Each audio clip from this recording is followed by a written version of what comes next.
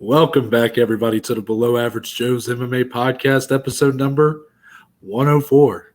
It's Wednesday. That means we're here with another episode that's just a bit extra special because this time it's another edition in a series we love called The State Of.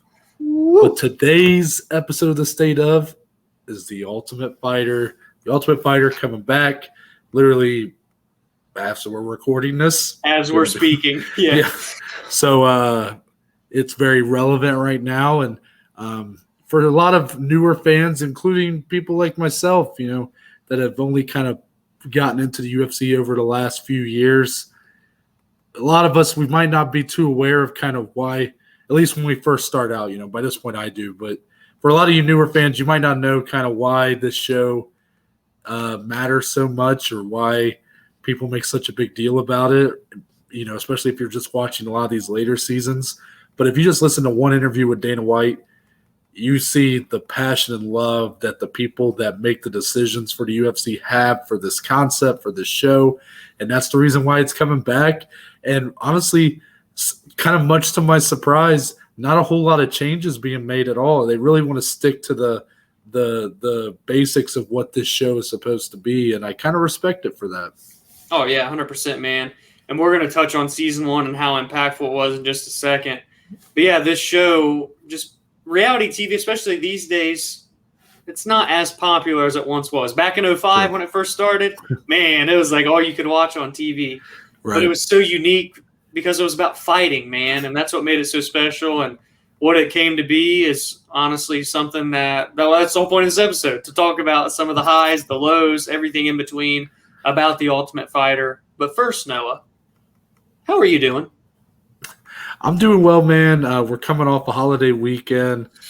Just wanted to show some love to all of our veterans, those that are with us and those that are not. Memorial Day was it Sunday or Monday? What Monday. Day is technically Monday was Memorial Day. Yeah. So we got off Monday. So I grilled out a little bit Monday. Good time with some friends. Really just did the same thing I do every weekend. A little bit of porch drinking. Still shout out to all my porch drinkers out there. But just did a little porch drinking, but I just got to do it an extra day. It was great. Right. But Dominic, how was your holiday weekend? It sounds like you got into some fun little stuff, huh? My friend, I went into the wilderness. Dominic Salee took a trip to camp for the very first time that I've ever done a camping trip. Slept in a tent for 2 nights with some family, and it was just a really nice break.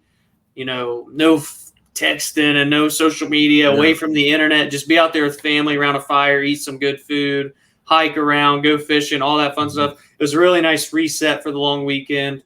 But I missed you. I missed the podcast, all of our viewers, all of our listeners. So it's good to be back on this special episode Wednesday, and we've got a fun one in store. We do. And you know what? I missed you too, my friend. And I'm glad to hear that you got to experience that. Was it anything like the Leonardo DiCaprio classic, The Revenant? Did you run into any bears out there? Did you have to fight off a bear from the camp? No, me camping is more like Michael Scott from that episode in The Office. That was what it was, to be honest with you. You always find a way to slip in those Office references, don't you? I do. I mean, the blankets back here in the background and everything, it was coming. So, yeah, I'm no Leonardo DiCaprio from The Revenant. I'm a Michael Scott type of camper. I didn't eat any mushrooms, though. So so there's a bright side there. Yes. But for those of you that aren't aware of kind of what this series is, The State Of, we've done this 3 times now, or this is our 4th time, I should say. So the 3 previous episodes we did one. Our inaugural episode of The State Of was about the men's flyweight division. Then we did one about Conor McGregor. Yep. And then we did the men's light heavyweight division after UFC 259 with Jan Blachowicz being a big fixture on there. So go check those out if you haven't. But essentially, it's kind of a deep dive into the history of really anything involving MMA, whether it be a division, a fighter, a rivalry, here, The Ultimate Fighter, a TV show, a promotion, if we want to do a deep dive into Pride or Strikeforce or the UFC in general. Like, it's literally as big or as small scaled as we want it to be. But what's important is that we have an understanding of kind of the history, what makes it relevant today, and then kind of the state of where are we at with that thing today? So I think that it's a really fun concept. We've really enjoyed doing this. We just kind of get lost talking about these topics. I mean, just going on for hours, but today we are doing the Ultimate Fighter, and I think this is a really good one for a lot of you who maybe aren't too familiar with the show because, to be honest, for me, I've only seen a few seasons of the show. I know Dom has seen a few more than I have, but it's not like we are religious watchers of the Ultimate Fighter. But we just have a good understanding of kind of a lot of these big moments, a lot of these big rivalries, these obviously season one with the impact it had on the company. And really that's all you kind of need in order to understand why this show is still being brought back. People are rolling their eyes. Why are we still doing the Ultimate Fighter? You have Tuesday Night Contender. You got Dana White looking for a fight. You don't need the Ultimate Fighter. Yeah. But you once you kind of understand that, the impact it had early on, you'll see why Dana White and at one time the Fertittas and stuff like that, why they would be so hesitant to move on from it. Yeah, I mean, it's crazy because you look at it, we're 28 normal seasons, which is crazy, dating all the way back to 2005, 10 international versions of the show. So that's 38 total seasons over the course of 16 years. That's absolutely bonkers. And here we are, 2.5-year hiatus, returning tonight as we're recording. Obviously, if you're listening to this on Wednesday, they aired the first episode of last night, which we'll talk about. But, man, it's crazy to see where it came from. And obviously, it started January 17th, 2005, The Ultimate Fighter Season 1. A little tiny idea in the back room of the UFC headquarters turns into the saving grace of the company, man. It airs on Spike Television. Rest in peace to Spike Television. Now it's Paramount Network or something. Yeah. Pouring out for Spike TV. Mm-hmm. But, man, it's just legendary. Where do you even begin with this Season 1? It's coached by Rady. Go ahead. Yeah, let me just kind of, if you want to start somewhere, let's start with kind of the concept was really, Dana has called it the UFC's Trojan horse, where essentially it was being pitched as a reality TV show. You have all these fighters in a house. They have alcohol, they're doing all these challenges, whatever. They're fighting to stay alive, all this stuff. But what was more important, what really the UFC was trying to do was they were trying to get the product on television. Right. Because at this time, the UFC, while it had made a lot of leaps and bounds and growth in the public eye, it was still kind of a black eye of professional sports. It was still that reputation of human cockfighting and things like that. So it was important for Dana and the Fertittas to get the product on television. But what was popular at the time? Reality TV. I can say that as a kid. How old were we at the time, Dom? 2005? We were 8. You're older than me. I was getting ready to turn 7. Or 7. Yeah. I mean, I think I was 7 by I had been 7 for about 5 months at that point. So I'm a little bit older. But yeah, so when this show, or reality TV was huge at the time. Me as a 7-year-old, I was watching VH1 all the time for shows like Rock of Love with Bret Michaels. Anybody? Yeah. Flavor? What was it? Or was it Flavor of Love or whatever? With Flavor Flav. A shot at love with Tila Tequila. I was watching all of them, man. We're going on a whole other podcast now. Yeah, trust me. This might be something we might have to do the state of reality dating shows or whatever. Because we'll make that a premium episode. Little 7-year-old me, I was loving that shit. Yeah, but I never watched The Ultimate Fighter. But this was the point of the show, was to kind of, you have this Trojan horse. Hey, we have a reality TV show that you guys love reality TV, right? But once you watch, you see these fights, you get to deep dive into these fighters' personalities, and it gets you kind of hooked on the product. And that ended up being a big reason for the show's success, and really why the show's success ultimately led to the UFC having success from it. I mean, it was able to retain an audience. Yeah, that's a very good point. And the concept itself, a tournament style. These dudes are in the house.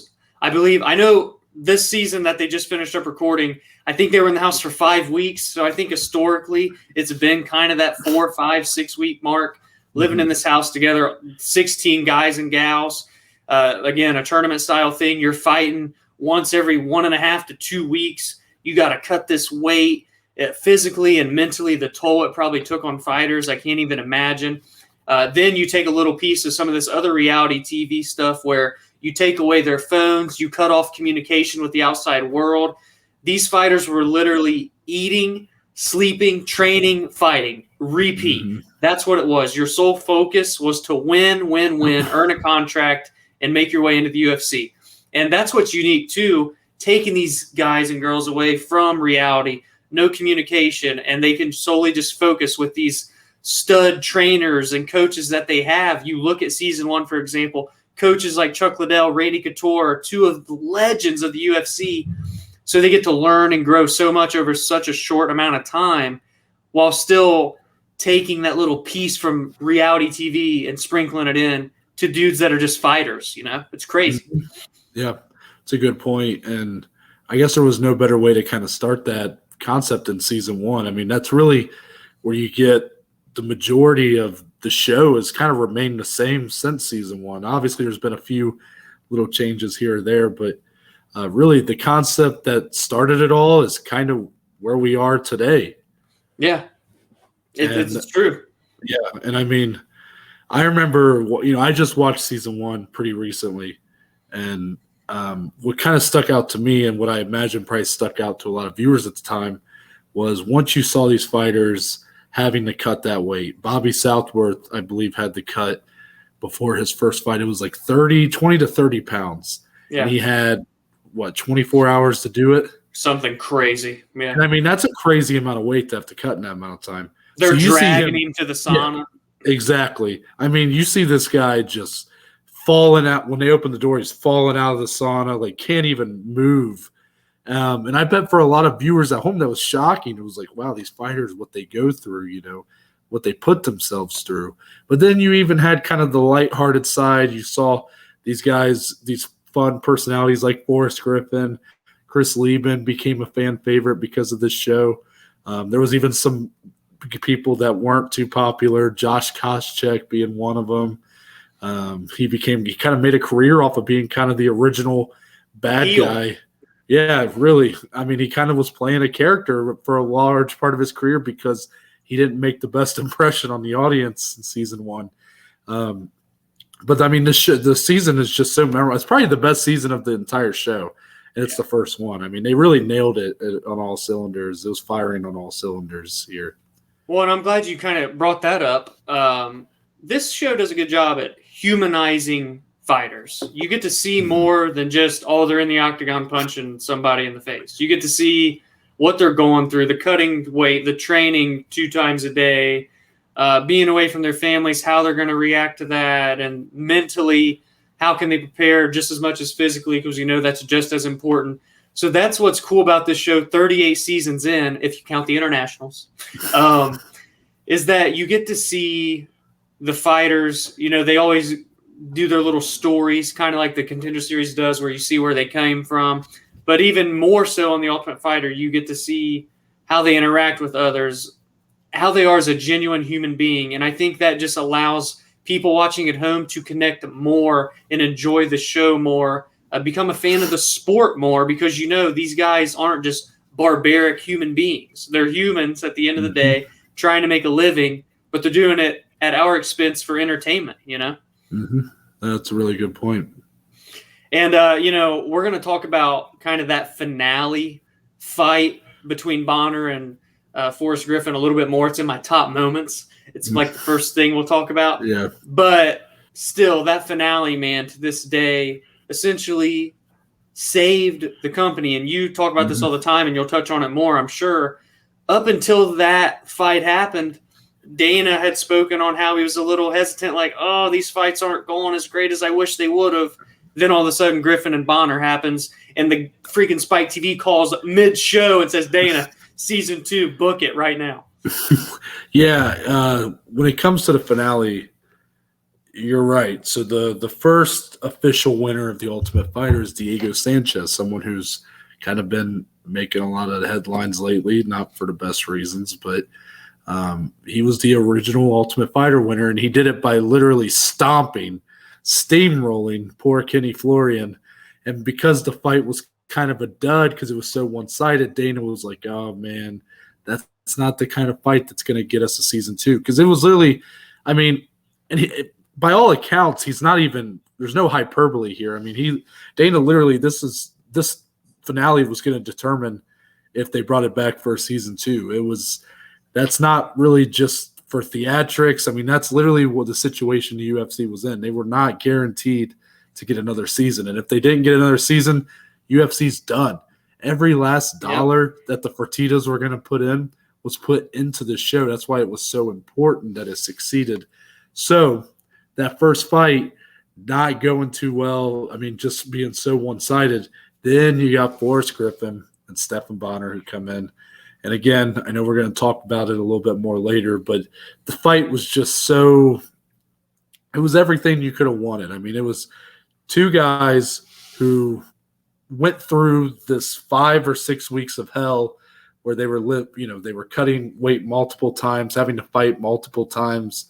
They were closed off from the outside world, just having to live amongst each other, just for a chance to fight in the big leagues.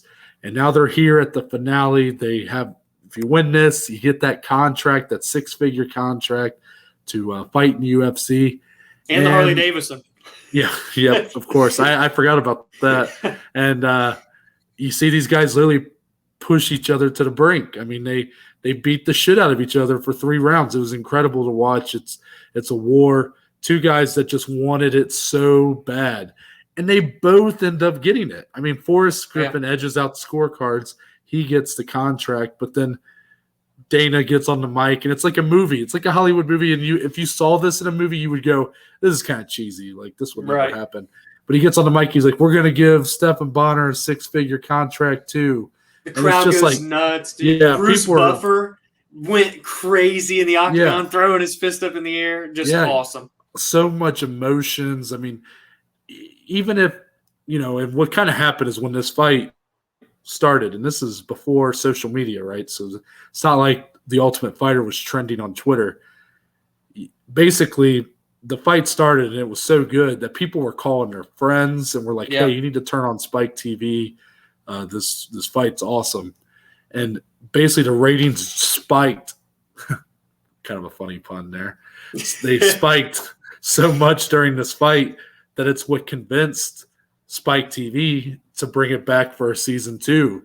And I mean, even if that hadn't happened and the ratings didn't spike, anybody who was in the audience this night, the fighters involved, everybody who worked for the company, they all knew that they saw something special this night. But as you're right, literally right after the fight, and what's funny is the main event ended up being a Hall of Famers versus Hall of Famer fight. Rich Franklin beat Ken Shamrock, fight that nobody talks about. And it got overshadowed by 2 guys who had never fought in the company before. And that's not a knock on Ken and Rich. That's just how good of a fight this co-main was. But directly following the finale, the Spike TV executives took Dana and the Fertittas out into they were in like a alleyway of by some casino and had them sign the contract for season 2 in the alleyway. Just so crazy, but it's literally what saved the company, and that's not hyperbole. Yeah, it's truly historical by all accounts.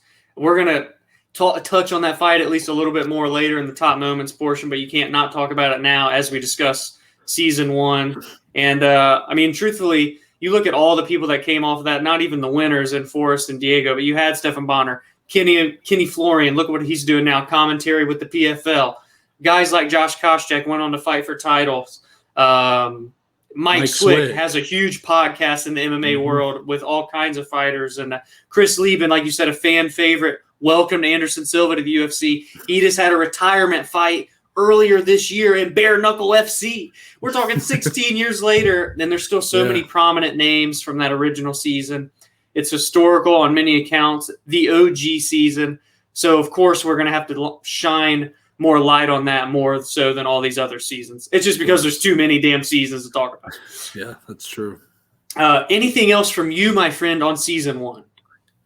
No, not really. I mean, it's so interesting to me how this show, when you have these guys that are executives, right? Dana White, the Fertitta brothers, you would expect that they don't really get that kind of emotional attachment to the product that much. You would think that it's all about the money, right?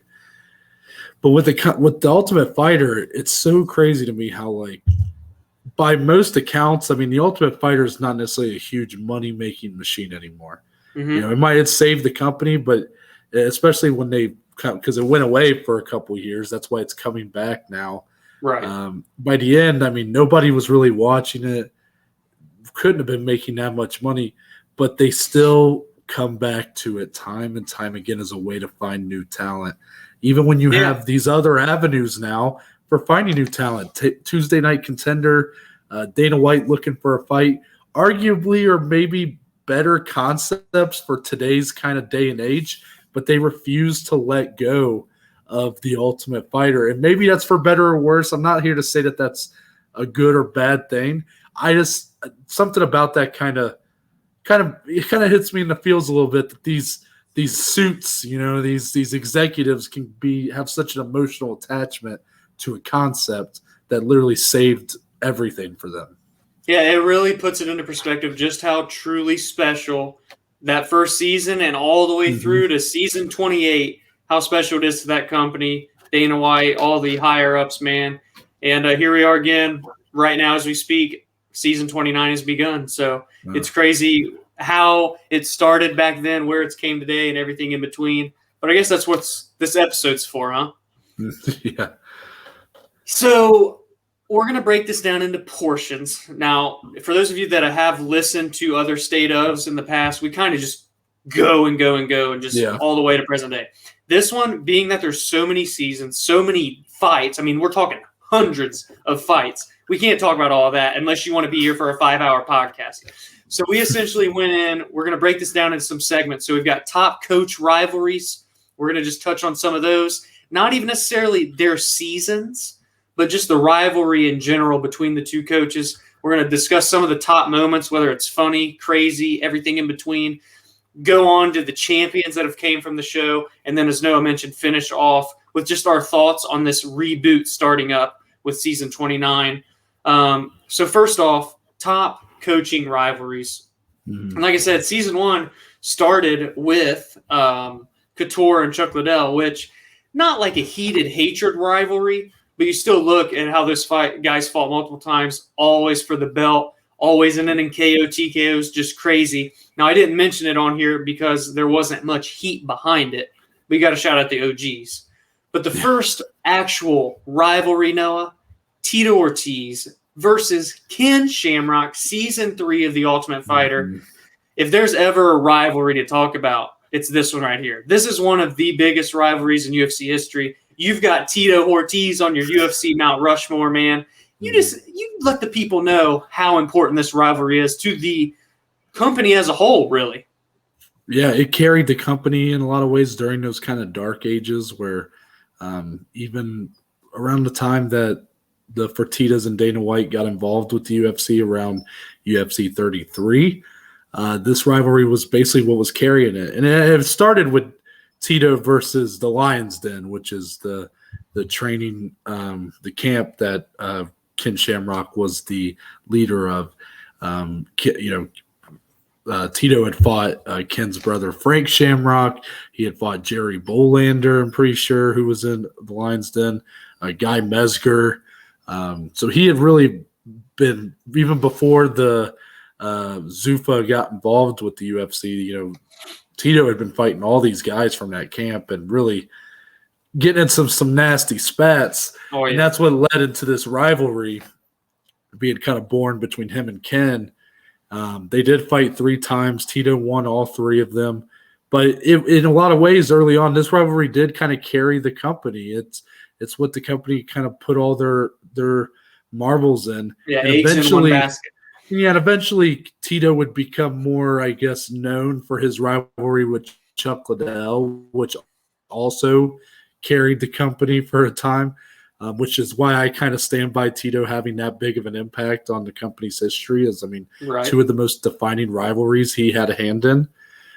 But at this, when it comes to this season, what I find interesting is a lot of these rivalries we're going to talk about were born on the show, or were at least revealed on the show to a greater extent. You know, people didn't really know that a lot of these coaches were rivals until they were actually facing off on the show.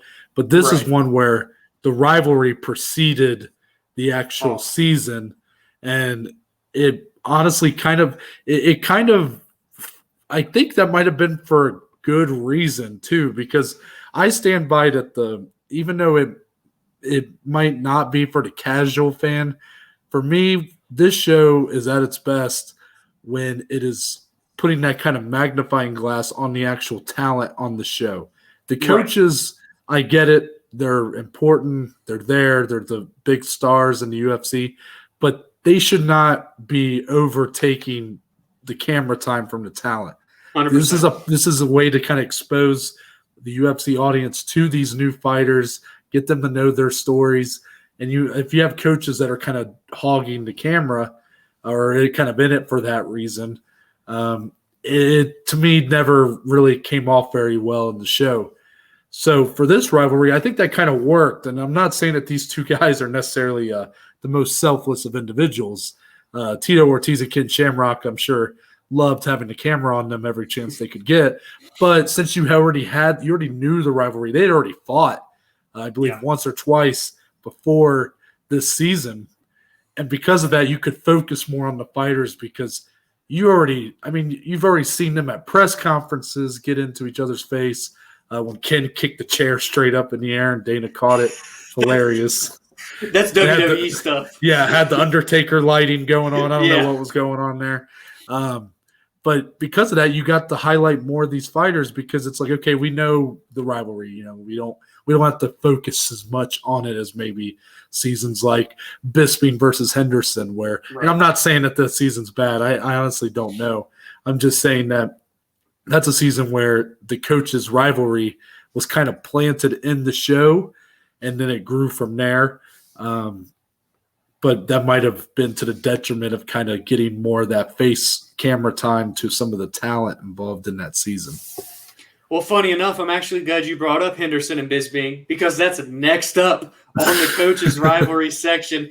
Dan Henderson, Michael Bisping. This was the first really unique season where we see Team United States, which is, of course, Dan Henderson, versus Team United Kingdom, led by Michael Bisping. Those were the two coaches. This was season 9, the first time we had seen anything like this. Of course, we went on to see other countries battled out in certain seasons. Battle of the Nations, like Australia had one that Ultimate Smashes, I think is what they called it. We even saw the Black Zillions versus American Top Team. So we've seen teams or countries against each other, but this was the first time. And it was so unique because, like you said, Henderson and Bisping, no real hatred here between the two. And also what's neat about this one is that Bisping was an Ultimate Fighter winner season 3, if I'm not mistaken, with Tito and Ken. So he comes back now in season 9 to coach against a seasoned vet in Dan Henderson, who had been there and done that already, which is crazy to think of because he went on to fight so many more times. But this rivalry brewed during the season. And like you said, maybe that does take away some shine from the athletes. Maybe it just adds a little more flavor to the show. But it turns out Dan Henderson, he's not one to shit talk much anyway. But Bisping, he's going to let you know how he feels at all times. He's going to be cocky. And it just brewed and brewed and brewed. But Henderson never let it really get to him during the show. But boy, oh boy, when they met to fight in the coaches' clash at the end of the season, UFC 100, crazy enough, these two guys. And Noah, we know what happened. The Hendo bomb from hell that nearly ended Michael Bisping.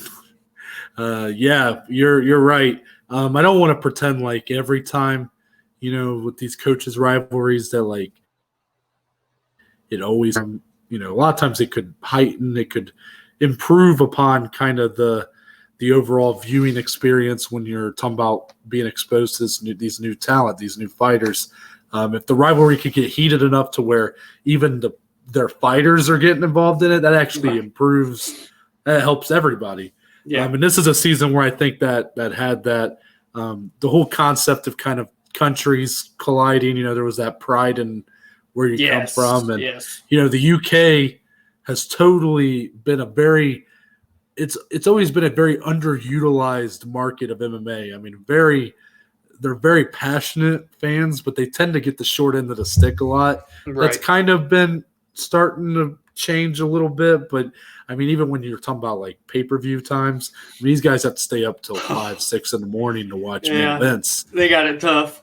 Yeah, it's crazy. So because of that, you have a lot of these fighters on here who have that history built into them, and they're like, I'm going to beat these guys' asses because they're the Americans. They get all the fights. They get all the pay-per-view times are always to help them, make sure they're watching and stuff. So it did lead to a little bit of that back and forth. And obviously Michael Bisping at this time, man, I love Michael Bisping now. I do. I love the guy. I think he's a great commentator, a great fighter.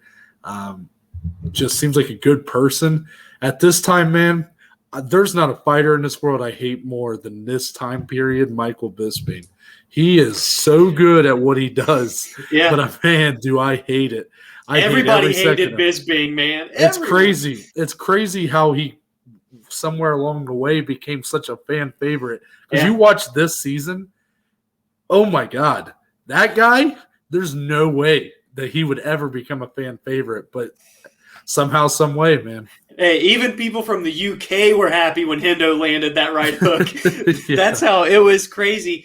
Have we ever seen a guy that was such a heel, not a heel on purpose, but just a guy that talks so much shit that no one liked, flip a switch, fan favorite? He's on the commentary team now. I mean, the story of Michael Bisping in itself is its own podcast episode, dude. Yeah, it's true. That's true. And it's crazy because when we talk about this rivalry, they fight at UFC 100. You think, oh, Dan Henderson destroys him. What are we ever going to see again?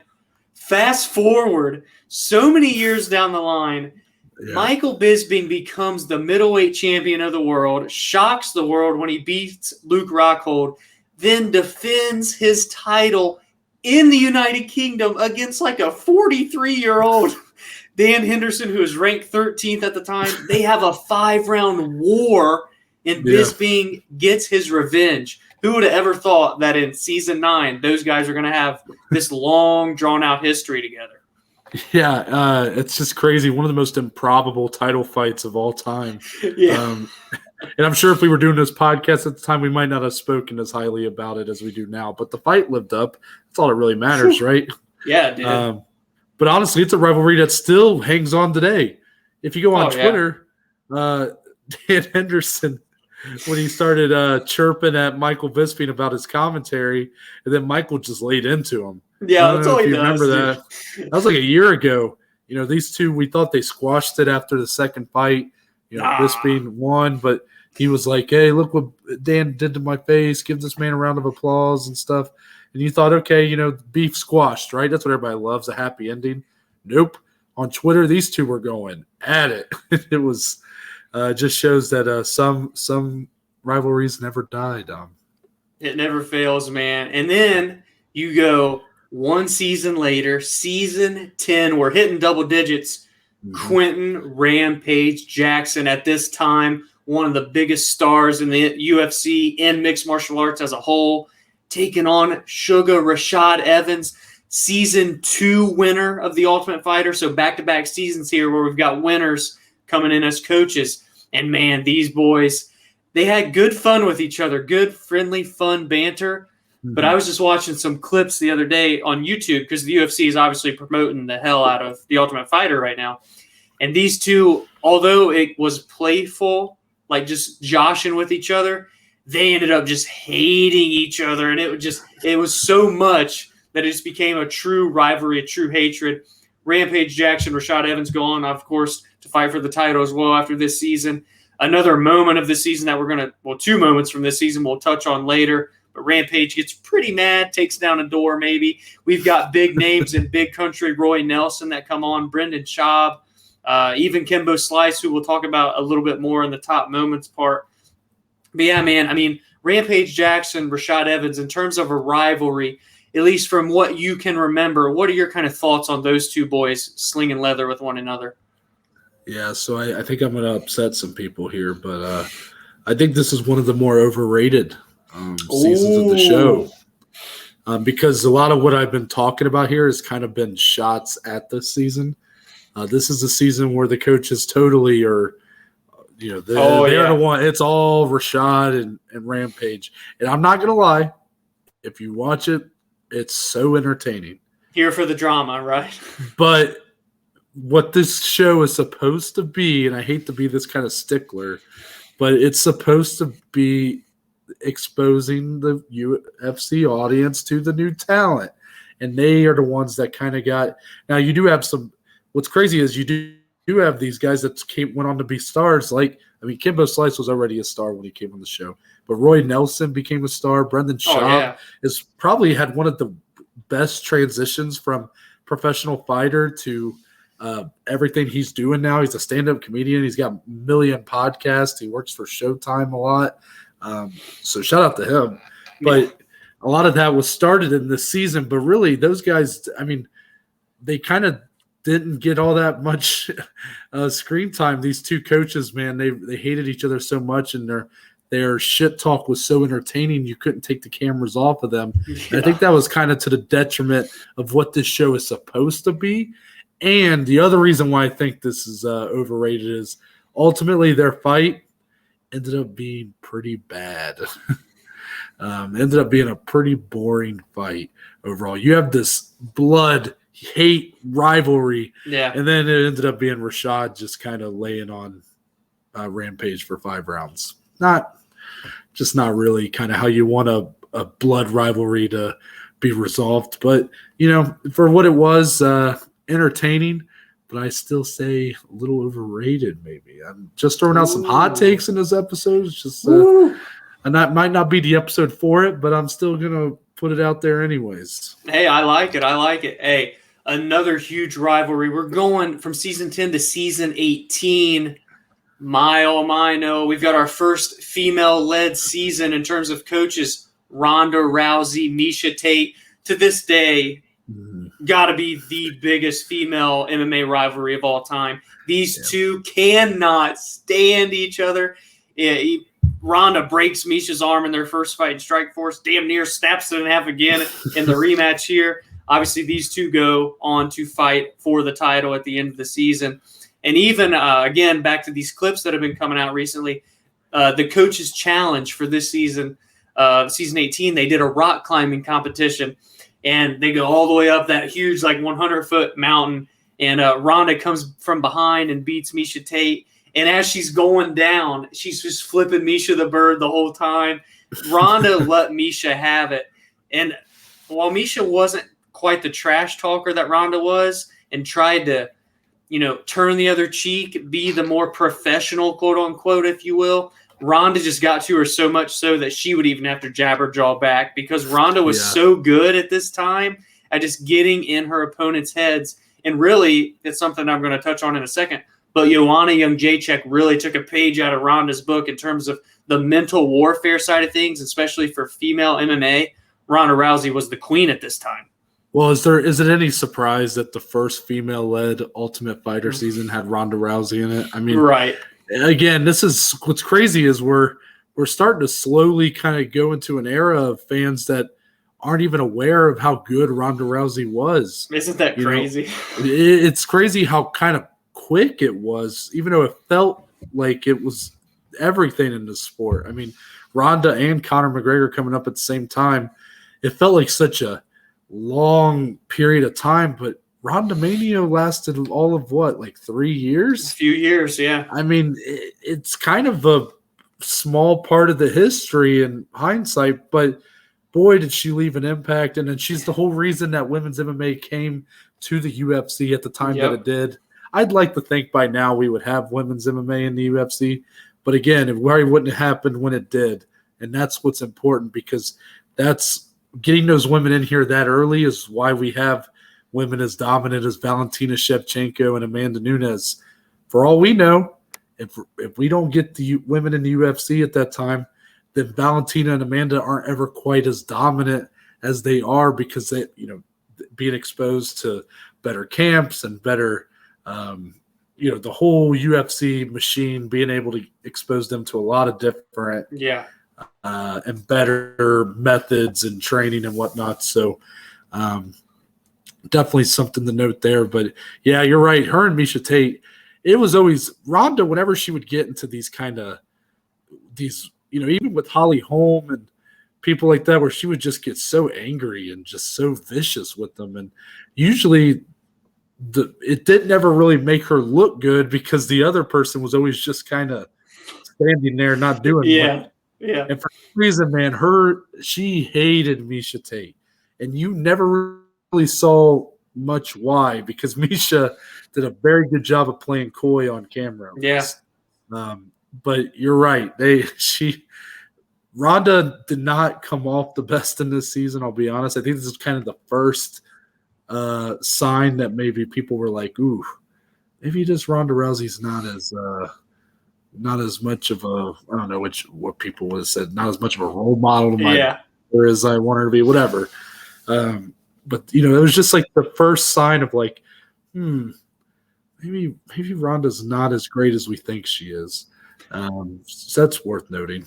Yeah, and it's funny you actually bring that up because when you look at their second fight, the fight that proceeded this season for the title, when Ronda inevitably submits Miesha Tate, Miesha gets up, tries to shake Ronda's hand. Ronda just turns her back away, goes to celebrate. And you're just like, man, this Ronda Rousey girl is just on a different level. Yeah. It was crazy. So I'm actually glad you brought that part up.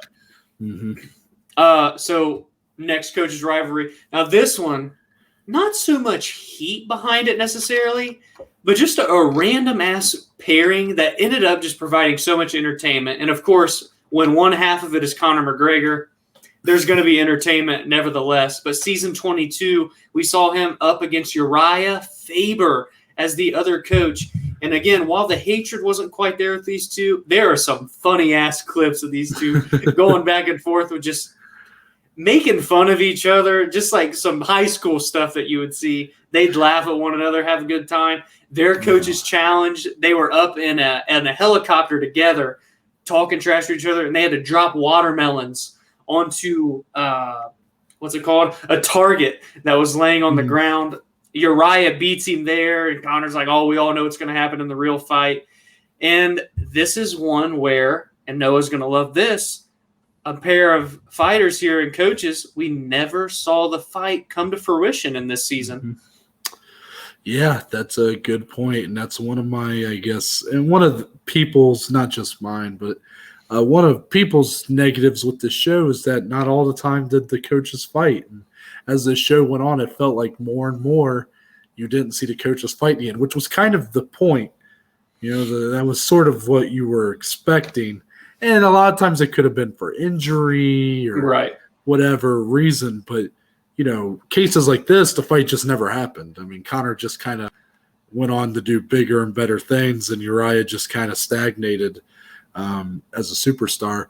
But as far as for this season in general, I mean, the trash talk in this season's hilarious. It's so funny, man. And it's some of it's really good. The Conor McGregor trash talk, usually very good stuff.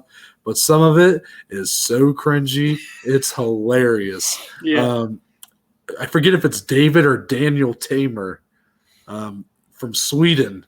So I believe he's from Sweden. Not a natural English speaker. Yeah. Have you seen the trash talk he threw at Cody Garbrandt when they had the scuffle? Oh, I don't remember what he said to Cody. So one of the highlight moments of this season is Conor's kind of jawing at Uriah. And is that when I forget how it kind of happened. But that's the snake in the grass. Yeah, so he calls out. It's the first moment he's like, oh, is TJ got Dwayne with him? Does he got Dwayne with him? Yeah. He's like, where's the snake? Where's that snake in the grass? Which planted the seeds for what would happen when TJ and Dwayne Ludwig would leave Uriah and crew. But basically, Cody Garbrandt ends up shoving Conor McGregor, and the teams get into kind of a bit of a scuffle. And then I think it's Daniel Tamer. He ends up saying, he's like, you better check your underwear.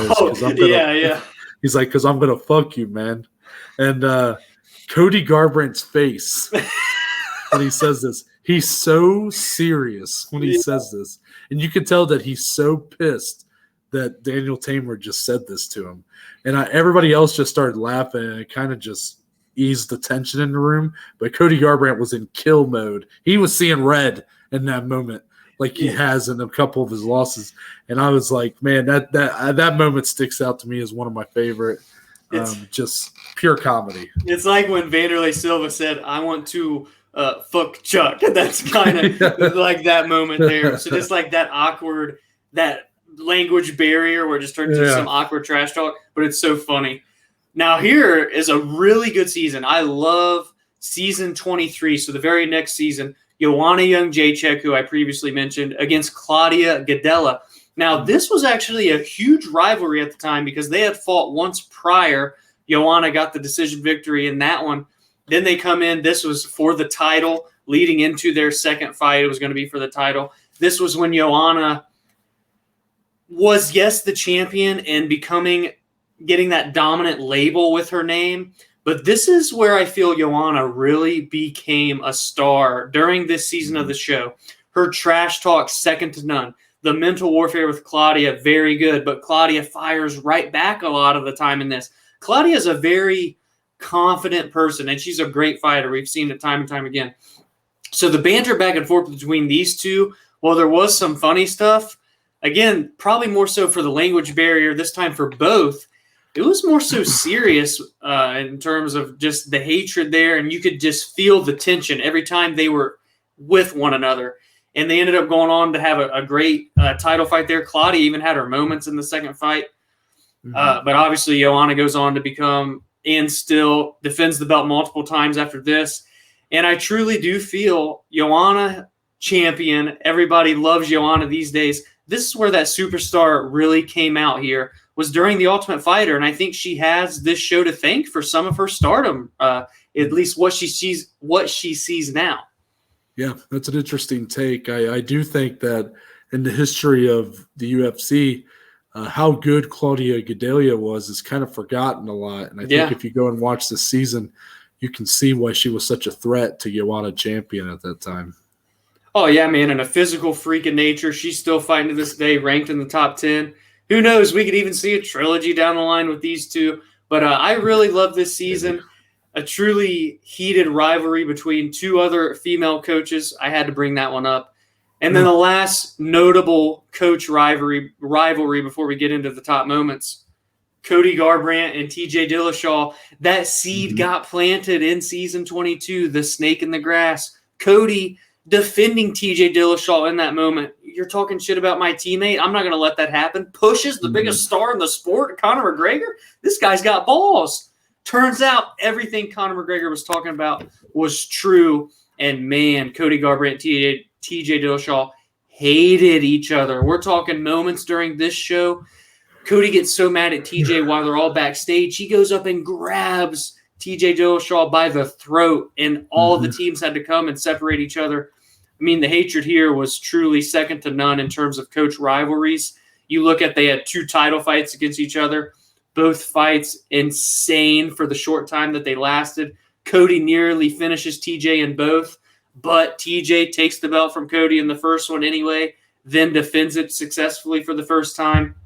This rivalry, man, you want to talk about hatred. These two, probably one of the top 3 coach rivalries in TUF history right here. Yeah, at least at the time, especially. I mean, you know, this is much of when I was becoming more and more passionate about the sport was during this time. And this was a great time for the bantamweight division, even though it didn't seem like it. I mean, now we're in kind of a golden age of the bantamweight division. But as far as star power, both of these guys elevated each other by simply hating one another.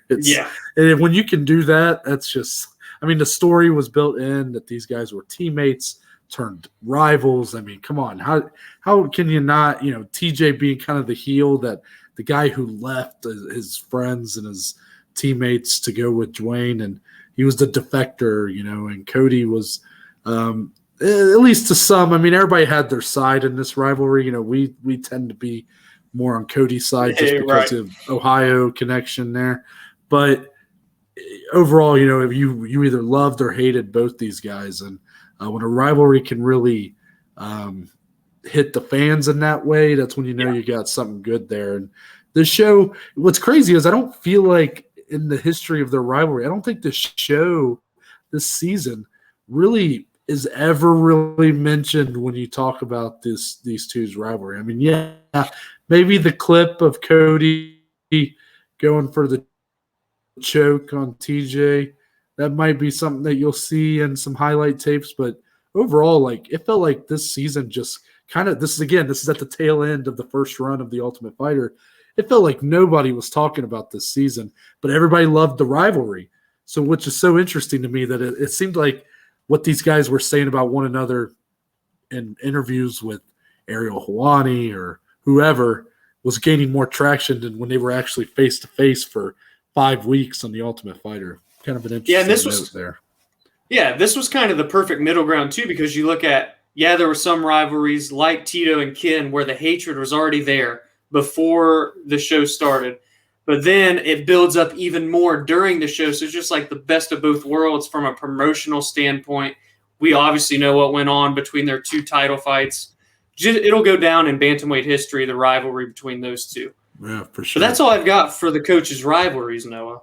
Mm-hmm. But that means we get to talk about some fun little moments that have happened throughout the show's history. Now, we've already kind of touched on some, so this probably won't take nearly as long. Mm-hmm. But number one of the top moments, it's Griffin Bonner. I have to put it on there because it's one of the greatest fights of all time. It's the fight that saved the company. We talked about it so much already, but of course, no, I just had to put it on for the top moment. Yeah, of course, it is the top moment. But yeah, you're right. I mean, it's such a big moment that we couldn't wait until 50 minutes to talk about it. Exactly. And these guys just really showed what it means to be a fighter. And it kind of segues into another portion from TUF One that's such a memorable moment, and that's Dana White's speech. So you want to be a fighter, man. Everybody remembers this speech, how he just went in on these dudes after there was so much shit going on between the guys at the house, people just lackluster performances, being lazy at training and all this. Dana comes into the gym and rips them a new one. And this speech to this day still remains so prominent in the history of not only the Ultimate Fighter as a show, but just the UFC as a whole, and shows how much Dana, at the end of the day, truly does care about these fighters and what he wants them to become as fighters in their promotion, So I might have a different take on this speech. I love the speech. It's hard not to get goosebumps when you hear it. But what's funny is the reason why that this speech even happened is when all these fighters for season one signed on to the show, they were not told, at least that this is what they claim, anyways. I don't want to say whether they did or did. I don't know what the contract says, but these fighters were saying that they weren't told that they would be fighting for free on the show. So because of that, a lot of guys were kind of pissed off about it. And that's where you led to some lackluster training and stuff like that. So then Dana comes in and he's pissed off because he's hearing guys complaining about it. Maybe even some whispers of guys being like, well, I'm not going to fight for free. Things like that, which, again, hard to blame anybody for not wanting to do that. But then Dana comes in, gives a speech, kind of gets in their ass a little bit, and kind of motivates a lot of guys into being like, no, I want this opportunity no matter what I have to do to get it, even if that means fighting for free. Now, this interview probably does not hold up like at all today, considering the ongoing debate with fighter pay and fighters that have come out and spoke against fighter pay. Because of that, this interview might not necessarily hold up, since that is kind of a big sticking point for a lot of fans now. But for its time, it left a huge impact, and it's probably one of the most memorable speeches in TV history, in my opinion, if I'm being honest. Oh, yeah, 100%, man. And I do have one other small little detail from TUF One that I just had to mention, because we talked about how the show goes on to humanize these fighters and what all goes in when they're not fighting and all the chaos that can go on and transpire in the house. And really, it's 2 back-to-back ones here, one from The Ultimate Fighter Season 1 and one from Season 5. So I'm just going to kind of mesh them together, and we'll just discuss how the fighters would just piss each other off, essentially. Season 1, Josh Koscheck and Chris Lieben absolutely hated each other. Mm-hmm. So much so, Josh Koscheck goes into the house with a water hose and drenches Chris Lieben in his sleep. Chris, of course, had just came off of a night of drinking. He's getting a little rowdy. Yeah. He had just went to bed. Chris gets so pissed off at Koscheck, he hunts him down in the house, smashes the glass in the front door. He's got blood dripping down his hand. Mm-hmm. He's saying, "Where's Koscheck? Where's Koscheck?" And it was just an absolute meltdown. And it showed being trapped in houses together, man. These guys are going to piss each other off. And to segue into the other moment, and then we'll kind of discuss both, Season 5, we see a backyard brawl between Marlon Sims and Noah Thomas. This got so bad and so out of control that Dana White kicked both contestants off of the season. And it really just makes you wonder, first off, how much went on that we didn't see on TV that they just didn't want to show because it got too out of hand or whatnot. And it's crazy how stuff like this didn't happen more. Or do you think 2 moments so prominent such as these that got so out of hand, so out of line, that maybe behind the scenes, producers and such are telling these guys like, hey, we know you're going to get mad at each other. You're going to get old with one another, but you can't be doing shit like this that can really put like lives in jeopardy on a television show.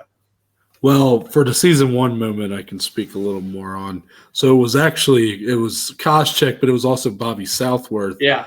And Lieben was kind of a guy, he would get drunk and he would kind of run his mouth a little bit. Just talk. And I guess these guys got so annoyed by it that they ended up kind of getting into some verbal spat where Bobby Southworth essentially called Lieben like a fatherless bastard.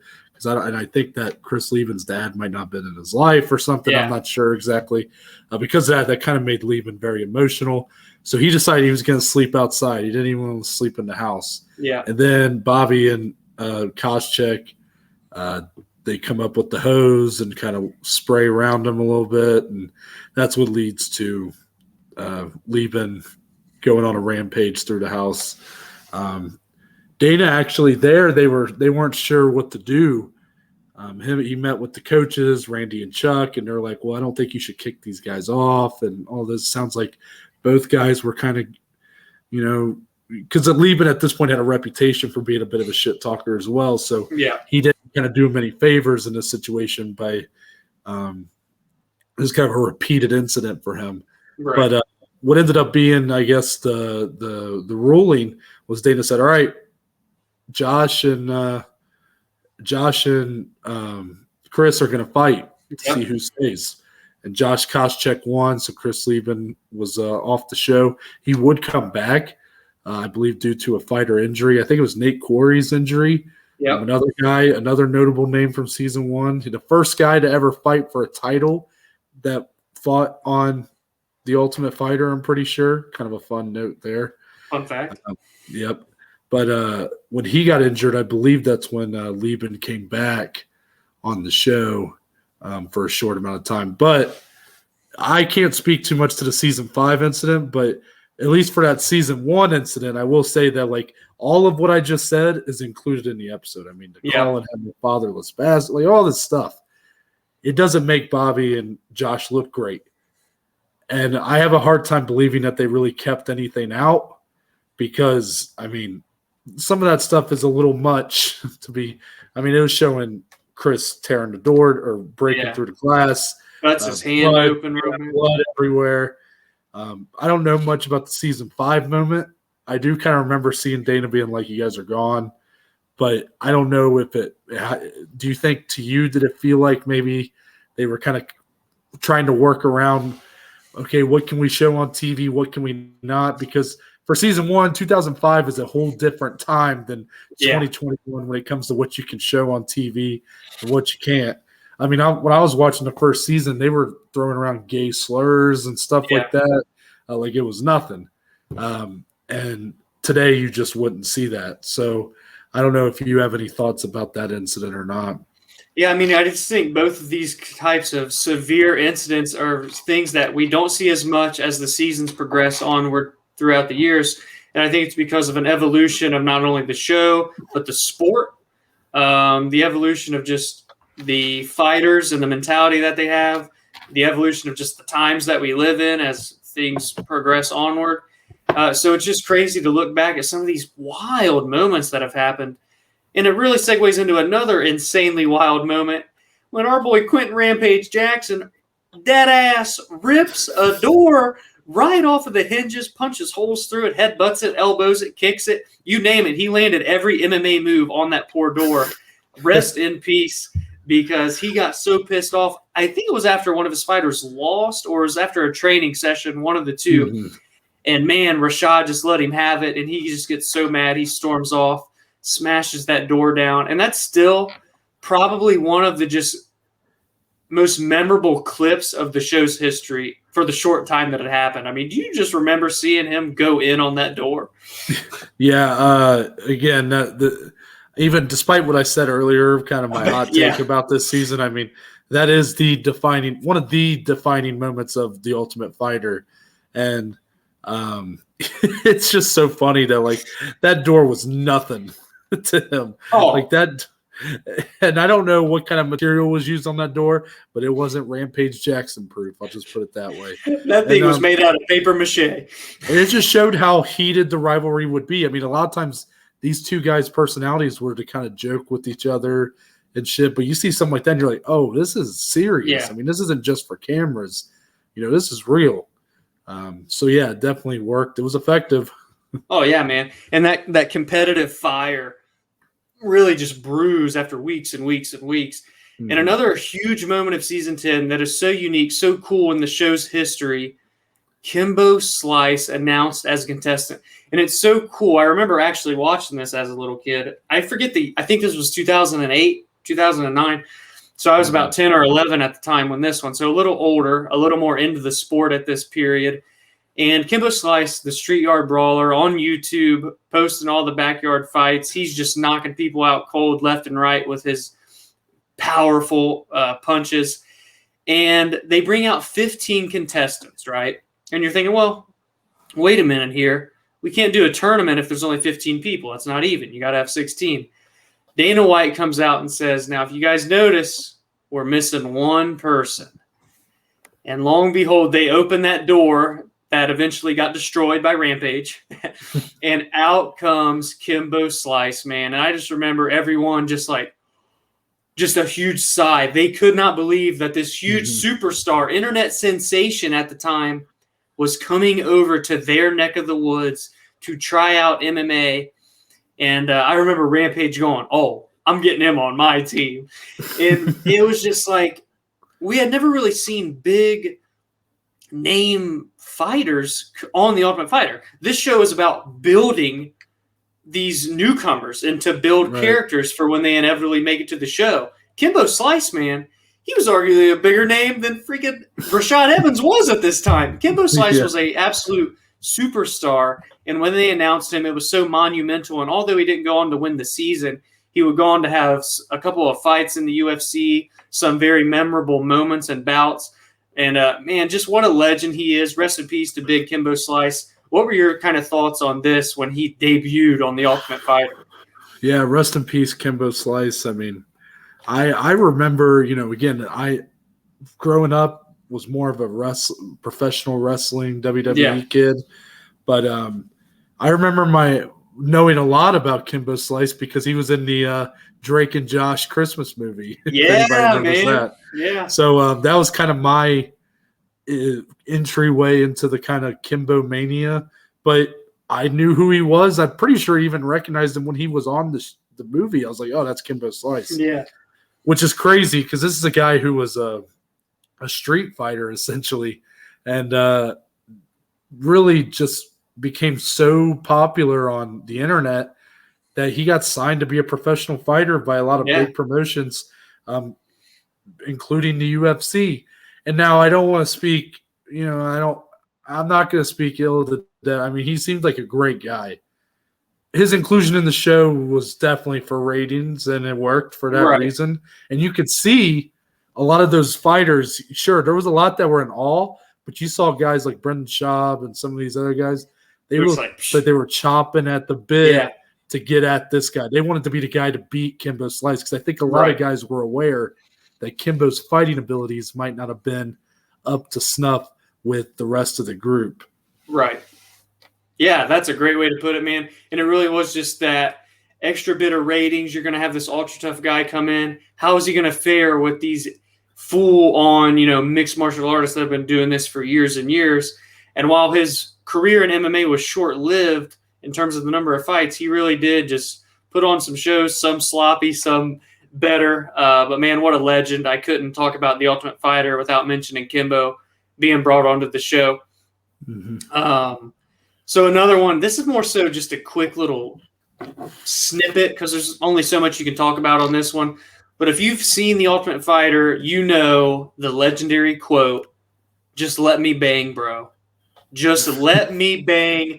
Julian Lane on season 16. It was crazy when we were before we started recording. You're like, what? That actually happened that far into the show, and I was shocked as much. Mm-hmm. Julian, of course, didn't go on to win the show or anything. He would go on to have a couple of bouts in the UFC during that Reebok era, and there's not much you can speak on of this outside of kind of relating to some of those other moments where you see what goes on in this house and the raw emotion that can just build up with these guys, because at the end of the day, they're humans as well, not just guys that get into a cage. And it showed right here, let me bang, bro.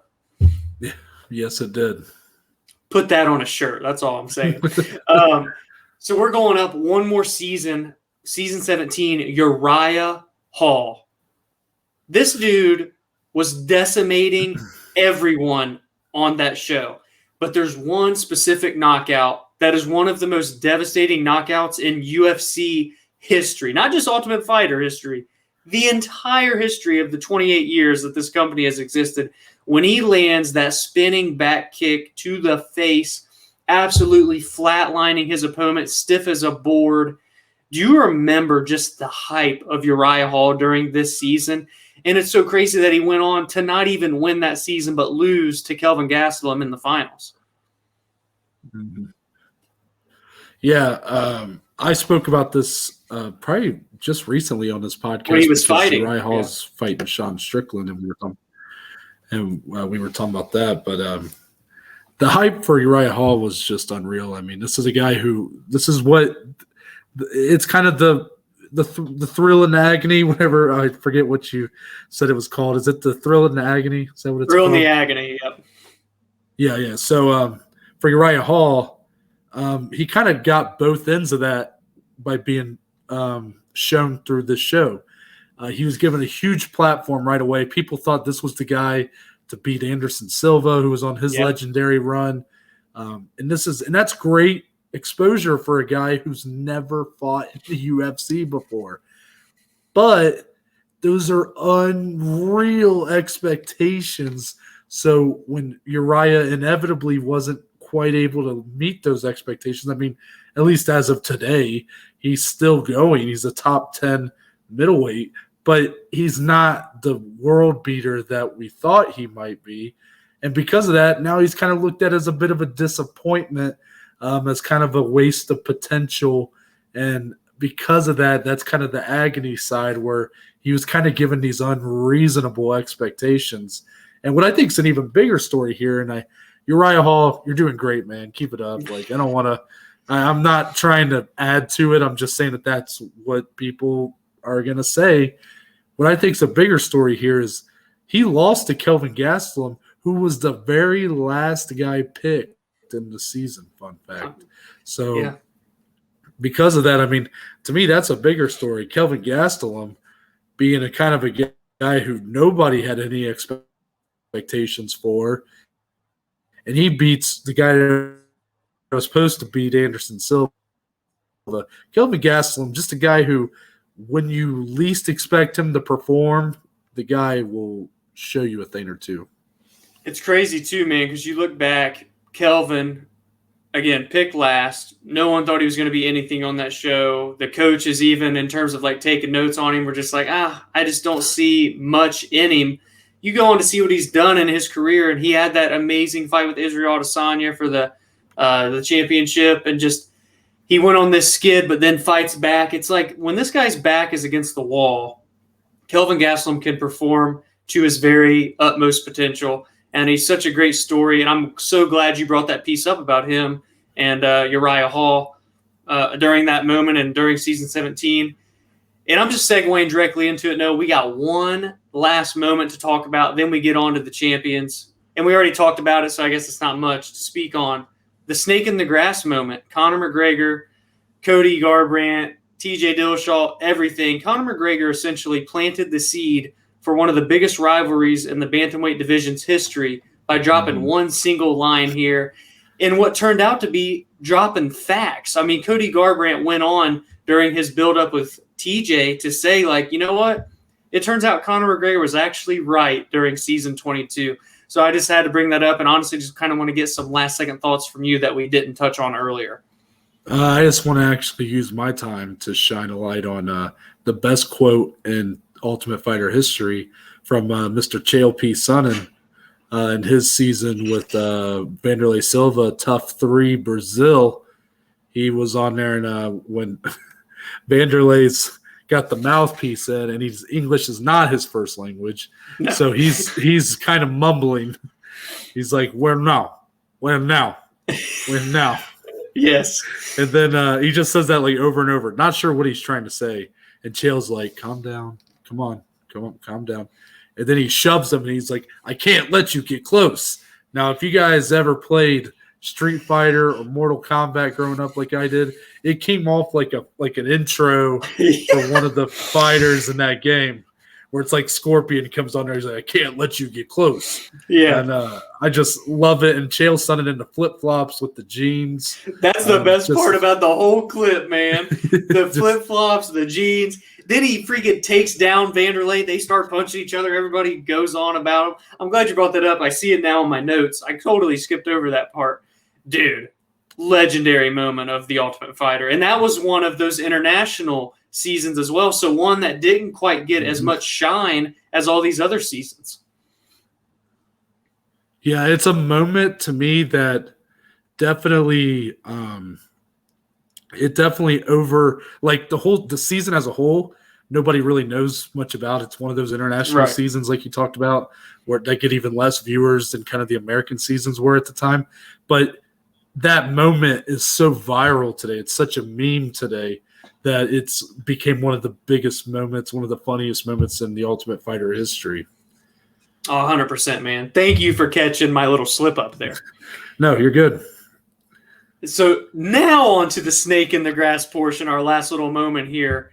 Just kind of any more last second thoughts on that moment and what it inevitably turned into that we didn't touch on earlier. I think I said everything I need to say about that. I mean, it's not much to it. It did kind of plant the seeds, and it's just interesting when you go back and watch it, considering where they were at the time as a group for Cody, TJ, and Uriah, how they were kind of a family. And you got Conor kind of trying to plant these seeds of dissension, and then it ended up becoming true. Mystic Mac, he predicts Mystic these Mac. things. It ain't just fights, ladies and gentlemen. Yeah, it was absolutely crazy. It's kind of a time capsule now to go back. It's like, wow, that's so interesting. Like, I wonder if that just everybody was like, did everybody know that was happening? Right. Was Uriah aware of this? Like, I'm so interested in like learning more about like how Conor even knew that. Now I know Conor has an unreal, I guess, research department with him or whatever. Or he does his research on these fighters and really digs deep into the personal details of their lives when it comes to trash talking to really get in their heads. Maybe that's all it was. Maybe he just found a little something about TJ and Dwayne and just happened to be right. Or more what I'm thinking is that this was just kind of being whispered around at the time around MMA. Yeah. I'm so glad you kind of just said, like, it is like a time capsule now that you look back on it. I couldn't agree more. Now, there's moments and moments for days that we could discuss over the course of 28-plus seasons, but that's all I got time for on this podcast because, Noah, we got to talk about the champions. We can't discuss TUF without talking about some of the people that have came from this show. There have been 11 champions that have went from the Ultimate Fighter to become UFC gold belt holders, and I'm going to rally off just all 11 here, and then maybe we'll just touch on some that stand out to us the most, have shocked us the most, so on and so forth. So here we go. Forrest Griffin, obviously the TUF One season winner. Then we got Rashad Evans, Michael Bisping, Matt Serra, in one of the biggest upsets of all time. I'm sure we'll touch on it. Tony Ferguson became an interim champion, but nevertheless had the gold belt. Carla Esparza, the first ever women's strawweight champion. Kamaru Usman chasing down GSP right now in that welterweight GOAT status. Robert Whitaker won the Ultimate Fighter Smashes season, as I mentioned earlier. TJ Dillashaw, who didn't even win his season of the Ultimate Fighter. He was a runner-up on season 14. Goes on to arguably become, one of the best bantamweights of all time, if not the best, depending on who you ask. Then you have another runner-up in Rose Namajunas, who lost in the finals to Carla Esparza. We see where she is now, the first ever woman to win her belt back. So a two-time champion in the same weight class. And then the least notable one, and this is no slouch, Nico Montano won the inaugural flyweight championship during that season, and it's kind of just awkward, and it's a very love-hate relationship there between Nico and the UFC and what all happened. But no, any standouts there in that list of 11? It's a very select group when you look at all of these fighters that have still came into the UFC, even if they didn't win. You're right, and I'm gonna only touch on a couple here. So, Forrest Griffin, the guy that obviously nobody thought he was in the most stacked division in the UFC. It's the division the UFC prided itself on for such a long time, the light heavyweight division. And for Forrest Griffin to be able to get that belt from Rampage Jackson, nobody really saw that coming. And even the lead up to it, he had to beat Shogun Rua, who when Pride closed its doors, Shogun Rua looked like an absolute unstoppable force of nature. Yep. Then he comes into the UFC, and Forrest Griffin, kind of the everyman, he's good, the but he's not blue-collar great. guy too. He's got a bit of like, I'm good, but I'm not great, And he wins that fight and then goes on to win the title. Just a very good feel-good moment there. Also, Matt Serra, his season being very, very notable. He won along with another fella named Travis Luter, who both got awarded title shots for winning their seasons. Matt Serra got his title shot against George St. Pierre. Travis Luter getting his title shot against Anderson Silva. Man, what a tough – is that really a prize for Serra, though? Capitalizes on the opportunity, one of the biggest upsets in UFC history, while Travis Luter misses weight, can't even win the belt, and then gets destroyed by Anderson Silva. So the thrill and the agony. I'm going to keep touching on that. The thrill and the agony, baby. Yeah. But for Matt Serra to get that win, that was you remember when we got Fight Pass our freshman year of college, and I had never seen like any of these events, right? I knew a little bit about some of the big fighters, but I was like, I'm going to go back and start at like UFC 50, and I'm just going to watch through. And I remember UFC 69, I believe, is when Matt Serra beats GSP. And I would be sitting there watching them in our dorm room. Yeah. And you would come in and you would go like, oh, what event are you on or whatever? And I was like, GSP's fighting Matt Serra, so I'm pretty sure he's going to smash him. And then Dom's just sitting there waiting for my reaction. And I saw Matt Serra dropping him, and I'm like, huh? Like, what? And he dropped him, and he taps the strikes, and I'm like, what? I got to live that almost like I was watching it live. So that felt very good. I loved, man, I missed that time when I didn't get, I was really into it. Yeah. But I hadn't spoiled myself to all these results and everything. like studying that hard. I was just watching the fights and had no idea who was going to win or lose. I was so upset when Rich Franklin lost to Anderson Silva. Hurt me so much at the time. And that's just like, and I'm watching this in 2016, like as if it's live. Yeah, So it's such a weird note, but those two stick out to me for winners that became champions, and even the runner-ups. Like that's very cool. That if anything, that kind of elevates the Ultimate Fighter, where not always do the people who win the seasons pan out, and sometimes the people who don't win in their seasons, that doesn't mean that they're necessarily never going to make it. You know, there's a lot of growing you do after the season. So it's important to kind of really, really take note of these fighters, really get what's Dana always say on Dana White looking for a fight. He's like, I'm looking for the next Conor McGregor, the next Ronda Rousey, the next Robbie Lawler. That's what you don't know who you might be listening to on this show, you know, even if they kind of flounder out after a fight or two. Yeah, I love that you mentioned the two runner-ups there. We look at what TJ's done, what Rose has done. And one more that I just want to touch on. Obviously, they're all great. But Kamaru Usman, man, winning his season, that was the Black Zillions versus ATT, American Top Team.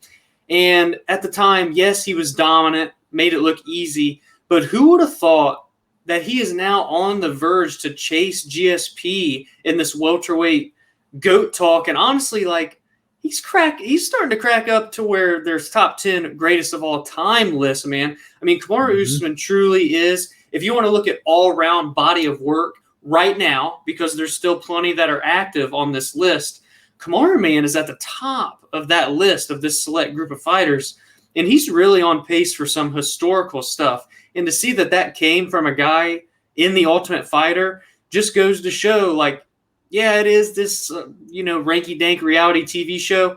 There's some legit talent that comes from this, and hopefully starting with the new season will continue to come from this. So I had to shout out Kamaru Usman there. Mm-hmm. Of course. Well, that brings us to where we are today, my friend. Mm-hmm. And I guess we got to close out this episode with just giving a couple thoughts on what we're thinking about this Ultimate Fighter Season 29, the reboot. Team Alexander Volkanovski versus Team Brian Ortega. Obviously, those two coaches were set to clash back in March for the Featherweight Championship of the World. Volkanovski, unfortunately, tests positive for COVID, so the fight gets delayed.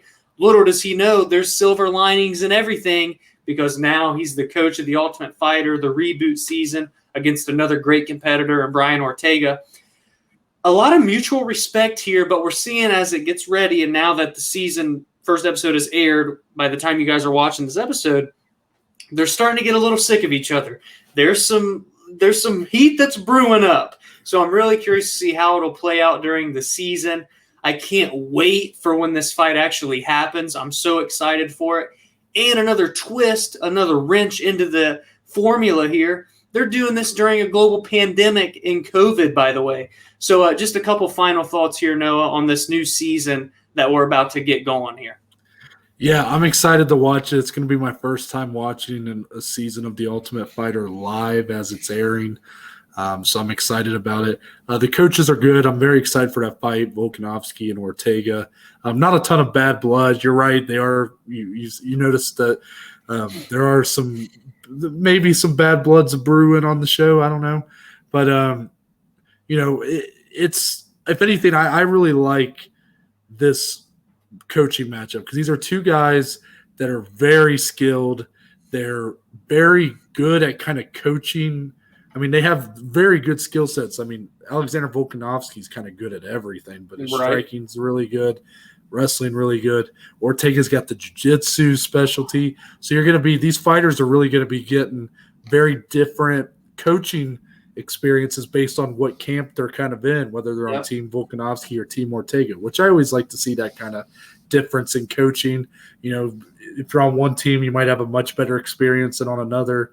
And the fact that these two guys, they don't tend to be super vocal, which means that they're not going to overshadow what's most important, which is the fighters. Yep, 100%.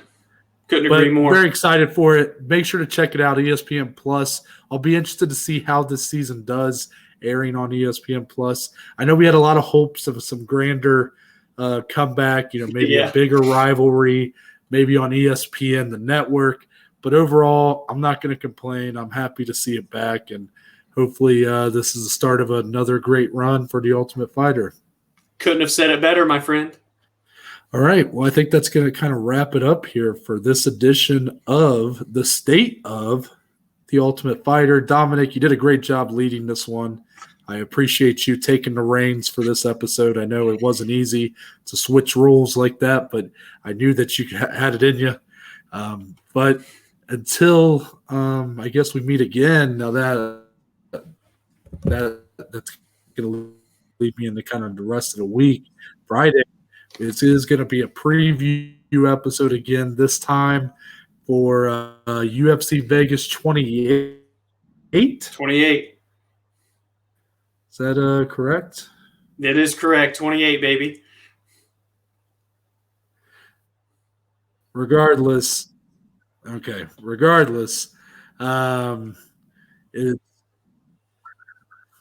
so it's going to be Augusto Sakai versus Jairzinho Rozenstruik, and it's a big matchup at heavyweight. Two guys looking to efforts.